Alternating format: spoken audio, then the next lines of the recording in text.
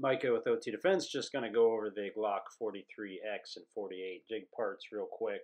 So these are nylon parts for now at least, and you will get a rear portion to replace the aluminum portion, as well as a spacer to apply to the 43X and 48 specifically. You don't need the spacer for the 42 and 43s.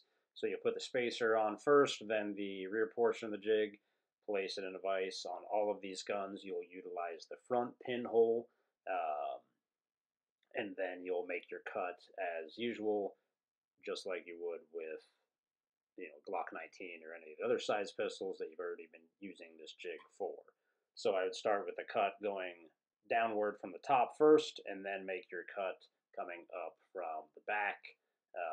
This material cuts super easy. This frame is not near as thick, obviously, as a standard Glock 19 of any generation. So once you're finished making the cuts, just clean that up real quick and check for fitment. It's going to look like this once it's fit appropriately. Quick video edit here. I would put adhesive wherever you see the purple, and of course don't tip the frame up like this after you put the adhesive in to mitigate chances of anything going back up towards the trigger housing, causing problems later.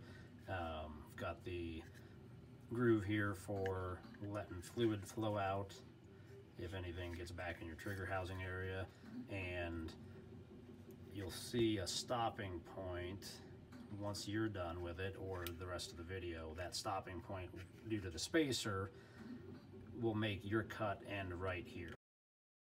So it'll stop clean against this. You won't have this flap, but this is going to show you why we have this little portion right here, is because this gets incredibly thin towards the end here, and wanted to just make sure there was plenty of material back there. So that's why this was added right there. And you will have a slight bump when you make your final cut there and remove the factory backstrap, so that you can either just sand that down or stipple it down and put everything into place like I did. So here I've already applied glue to the frame itself, applying some glue to the backstrap, putting it into place, and just let it sit like that overnight, and then come back and stipple it as you see fit. There's the finished product from the bottom. And here is after stippling just the front and back straps with the X-tip. Nice moderate texture for the buddy who's got kind of soft hands, whose gun this actually is. And there is the finished product. Definitely points flatter and no hump.